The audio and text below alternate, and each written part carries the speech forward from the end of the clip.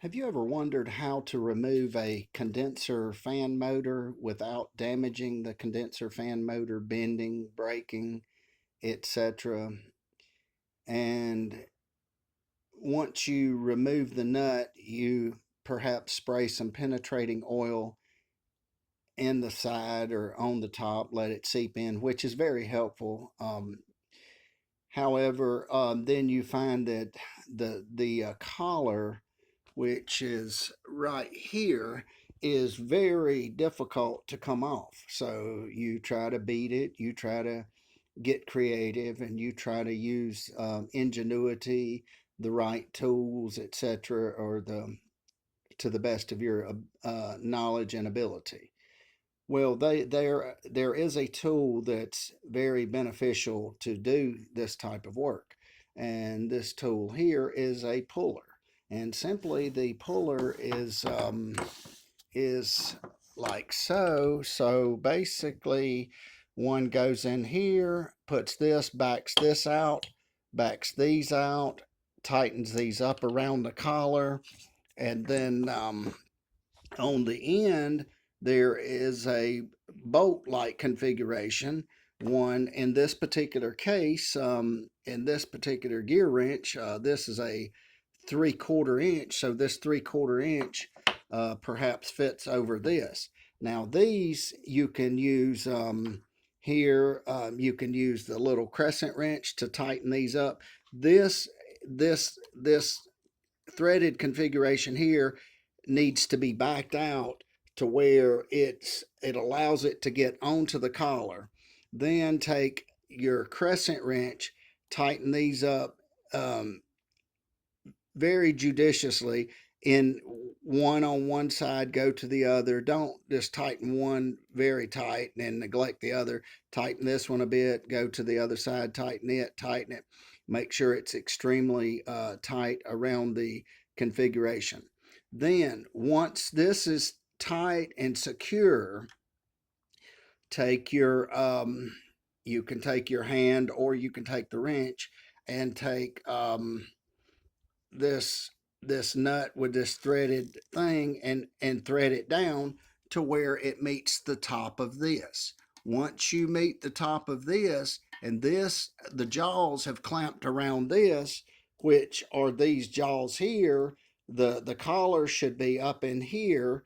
And again, you can use a crescent wrench, or in this particular case, it's got Allen wrenches in here, but a small crescent wrench like this is sufficient.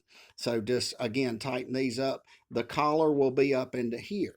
So now take the 3/4 inch um, gear wrench, socket wrench, whatever you choose, whichever you can get the best torque, and slowly turn this down, this clockwise, until this meets the top of this configuration right here. Once this happens, then slowly turn. This should stay put and hold the collar. What happens is when this is tightened down, this hypothetically moves down, it pushes, and when it pushes here, it pushes this, and then it pulls the collar this way to you. So if you have any penetrating oil to spray in here, and after you remove this nut here, spray it in here, spray it a couple times. If you can let it sit for a few minutes, that's even more beneficial, because some of this penetrating oil is really good stuff these days. And some of the old timers, through the gossip mill, indicate sometimes if one can spray it, say for instance, doing automotive work the night before, let it sit, come back the next day. But in this case, you should be sufficient just to spray it and let the penetrating oil.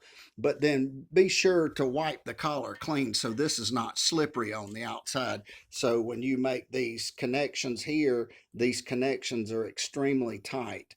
So, and then you just take your wrench, in this case a 3/4, you could use a 3/4 socket. A socket may even work better, because these gear wrenches are good, but this is going to be pretty heavy torque. So when you start to torque this down, this should go down. It should push from this side here. It should get the collar, and the collar should come up and the fan. So this really beats, it pays to have the correct tool. If you do not have the correct tool, you can beat it. You can break the fan blades. Case in point, this one here is already broken.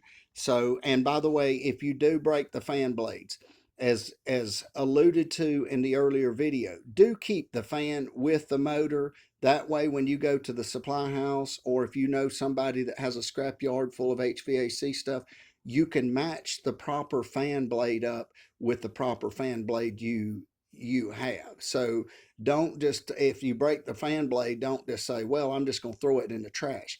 Keep it until you get the new blade and get the new blade on and working. And it may not be a bad idea just to keep it somewhere for future in case you have to do this again. But if you use this puller tool, this fan shard should come off, and everything should work beautifully. So again, just tighten these up, start tightening this down, loosen it first so you've got enough room here, but then once you're tight and secure here, begin to tighten this down. In this particular case, this is a 3/4 inch gear wrench or 3/4 inch socket. Once you do this, then it should pop off, and hopefully you will have minimal to no damage on your fan. So hope this video helps, and have a wonderful day. Thank you for watching.